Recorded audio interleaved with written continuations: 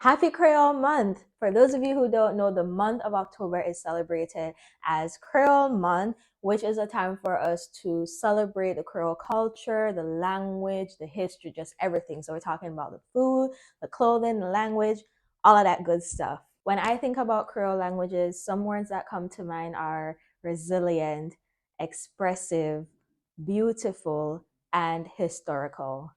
In today's video, I want to talk about Creole languages on a whole, so far things that I've been learning about it, especially since I've been doing my series, the Creole series. Hey everyone, CharisMaggie here. Welcome back to my channel. If you are new here, my name is Maggie and I create content that is focused on cultural education by showcasing countries and cultures through lived experiences. And for today's video, as I mentioned, I want to dive a bit more into talking about Creole languages on a whole, things I have learned so far, my observations, and also my next steps forward for indulging a bit more in this conversation and this topic as well. So first and foremost, this is a mistake I have made in the past because prior to being a bit more educated about the history of the language, I was just going based off what I was taught. And growing up, I was taught that Creole languages are broken forms of European language. For example, broken French, broken English, broken Portuguese, broken Spanish. That is what I was taught. And so I've had a couple videos that I've done that I had to actually go in the comment section and fact check it a bit, because after learning that this is not true, I've been lied to in school, or the society I was living in, this was a way to kind of make the language seem like it was not a legit language and to kind of downplay it, and also the colonial view of the language being seen as spoken by people who are uneducated, etc. I now know better, so that's why I'm making sure that I make this video as well. And the first thing I want to say is that Creole languages are their own languages. They are not broken forms of anything. So I'll be honest in saying that it was a bit difficult in really finding information to do this video, because there are a lot of different opinions out there, and also language is very sensitive amongst people, so you want to be very careful what you put out there. So a lot of what I will be mentioning would be things that I have read, and feel free to correct any information in the comment section. Please do so respectfully. If you have any 2 cents to add to the conversation, that would be greatly appreciated. So it only makes sense that if we're talking about Creole languages, that we pretty much define what a Creole language is. So I'm going to read what I found based off an article, or it was from a book that is called An Introduction to Pidgin and Creoles, and it was written by an American linguist. Yeah, that's what it's called. His name is John Holmes. So this is what he said about Creole. A Creole has a jargon or a pidgin in its ancestry. It is spoken natively by an entire speech community, often one whose ancestors were displaced geographically so that their ties from their original language and socio-cultural identity were partly broken.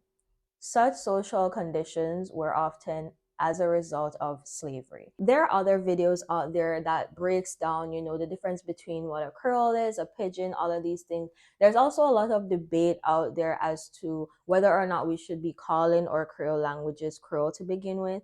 And I'm going to read some of the definitions that Creole actually comes from, as this might be a reason why there is a lot of debate within the Creole community as well. So what we know as Creole, like the English term Creole, actually came from a French word Creole or Creole, which is connected to a Spanish term Criollo, I hope I'm saying it correctly, and Portuguese Criollo, which descends from the verb.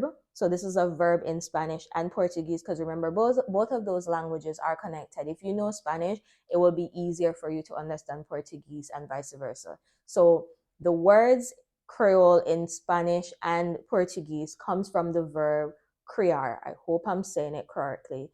But that word means to breed or to raise. And so based on the history, I think many people find a bit of offense to the languages that our ancestors have fought to create and persevere with, a bit insulting to characterize it this way. So I can understand that side as well. On the flip side, I'm also seeing it as a way that helps us to identify the similarities between groups of languages that are from or that has some history derived from a colonial language. That helps us to understand why is it that I can understand someone who speaks Haitian Creole or St. Lucian Creole if you're talking about French-based Creoles, or why is it that I am from Jamaica but I hear a Belizean talking, or I hear someone from Rotan talking, and I can understand what they're saying. That is because they have a similarity in terms of where majority of like their vocabulary will really stem from. One thing that is important to note, however, is that the word Creole, like, these languages, French, Spanish, Portuguese, they are Latin based languages. And so that word that I mentioned, that the verb crear, it actually comes from the Latin word. I don't know if I'm going to say it correctly, but I'll put it up on the screen. And this word means to produce or to create. So I think when it comes on to this conversation, I don't think I'm the best person to really give my opinion on it. I mainly just want people to be able to not stigmatize the language anymore, to be confident and proud of speaking it, and also for these languages to be recognized as legitimate languages, especially when you have majority of a country's population that literally speaks it. Like, it makes no sense to me why it's not like another official language next to whatever other language that, usually it's the country that colonized you or whatever. But yeah, that is one thing I would say I notice would be some of the pushback people have in terms of identifying with the word Creole and attaching it to their language. So I completely understand. I would say whatever people want to identify it as, if you want to just call it St. Lucian, if you want to just call it Haitian, like, that is totally up to the people. But hopefully when we get to that point of a universal name. But for now, I personally just see the word itself used as a way for us to recognize that connection that we have amongst ourselves to some degree. Now, I want to end off this video by talking about some of the things that I have learned so far on this journey. I started off this journey last year, you could say. This series was actually created, you could say, out of like by accident. I did a video a couple years ago with a friend talking about Mauritian Creole, and in that video, I mentioned that I would eventually do a comparison video between the Haitian language, which I eventually did last year. And so through that video, it made me see that a lot of people wanted to learn their language, were interested in learning a bit more about different Creole languages. And I had people who reached out to me to be featured guests on my channel. Hence the reason now we have a catalog of different languages that are available for you to watch. So earlier this year, I made the commitment that I wanted to relearn French because I did a minor in it at school. However, I slacked off and all of that. But I said while I was going to be learning French, it was also important for me that I made time to learn Haitian Creole properly, or Haitian language properly.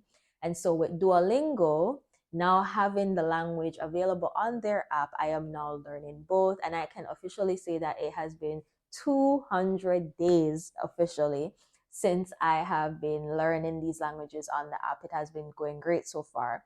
And I feel like since doing that series last year, for any videos that I've done this year, I can definitely see the improvement in me being able to understand different Creole languages that are French based, because I have that basic understanding of French.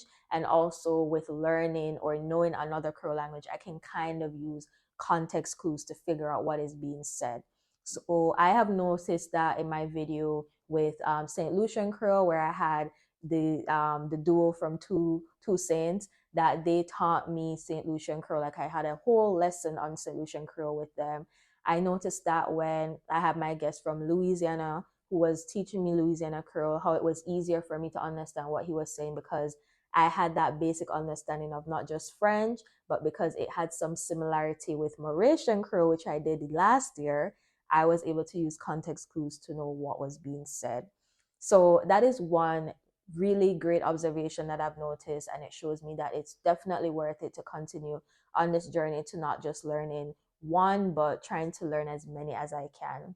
Another thing I have learned is that when I look at the different Creole languages, I have some dictionaries that I actually bought two that I have specifically. One is a phrase book for Haitian, and the others is for Guadeloupe and Martinique Creole. I am yet to get people to help me out with those languages, but we will get there. And I have noticed that in terms of vocabulary, it would be mostly based on the language, the main language, which would be French in this case. But then the grammar would be completely different. So there's no conjugation in Creole languages. The the way their sentences are structured is also different.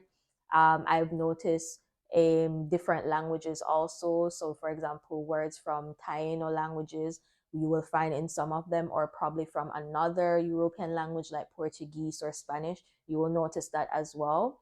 So it's very interesting to see, and also makes me recognize that the language history is so complex, but there's also a sadness to it because right now it's very hard for some of us to even pinpoint what language was this word from. There's very limited information out there. There are some words, for example, that I can recognize from the Haitian language that has some roots in the Taino language. One such word I can remember off the top of my head is like bukane, which is like to roast or something like that.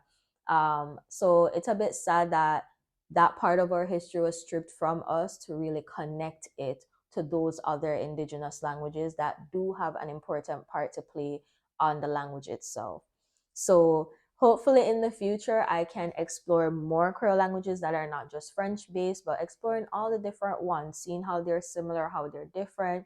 And eventually, the goal will also be to feature more languages that are indigenous, so African indigenous languages, because maybe from there we will be able to pinpoint how some of the words that we use are actually from African languages as well. I have noticed in conversations that there are different types of Creoles that are based on a main language. So that is why you have French-based Creole, and we can already identify from the series that I've done so far, it has mainly been focused on French-based Creole. So some of them would be like Haitian Creole or just Haitian. Some people just want to call the language Haitian. You have Mauritian Creole, Réunion Island, St. Lucian Creole, Seychelles Creole. So those are some of the French-based Creoles that I have featured so far, and I'm hoping to do much more. But also, what we have realized in the conversation online is that there are other Creoles that are influenced by other European languages. So you would have English-based Creole, for example. So these examples would be Belizean Creole, Jamaican Patois. Those are just a couple that I will mention based off what I can remember off the top of my head.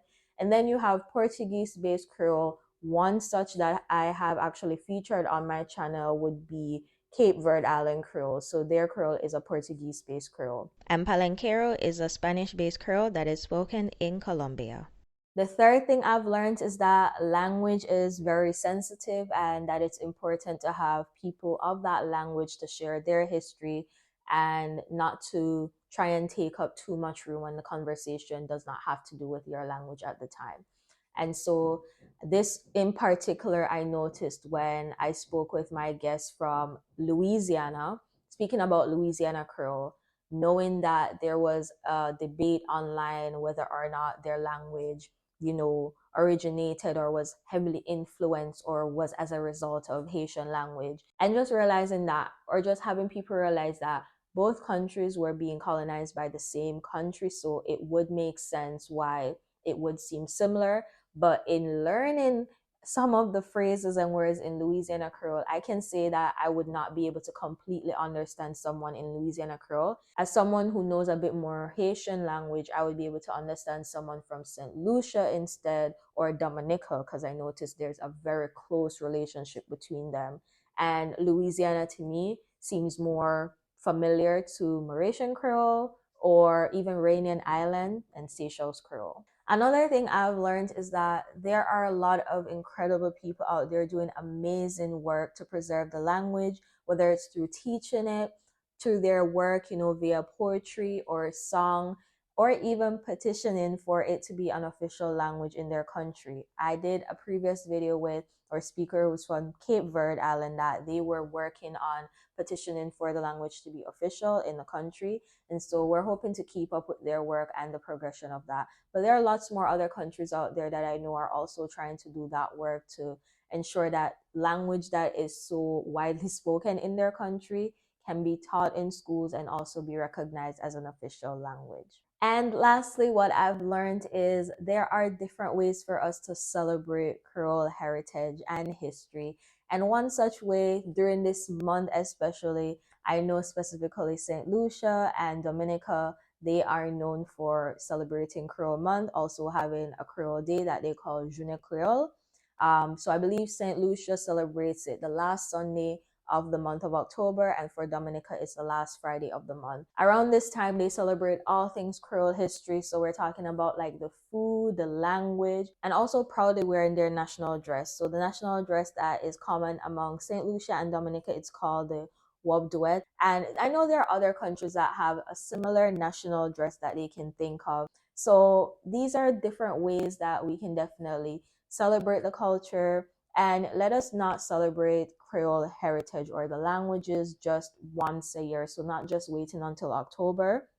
Let us definitely ensure that we're spreading the message all year round so that as many people as possible can know about the language and the history and the heritage and just being proud of speaking it overall. So last year for Creole Heritage Month, I did do a video in collaboration with some French-based Creole speakers, and I'm hoping to do a part 2. So this is a call to action right now for any Creole speakers that speak Creole from Martinique, Guadeloupe, Dominica, Louisiana Creole. Yes, I'm trying to do the ones that I didn't get to feature the first time around. If you are someone who speaks any form of French-based Creole, I would love to have you on the channel to do a part 2 of this video. Remember to come meet me in the comment section to have a discussion, and you can go ahead and learn a bit more about different Creole languages via this playlist right here. I don't know which side it's going to be on. It's going to be on one of these sides, but go ahead and check out that playlist, and I will see you in the next video. Bye!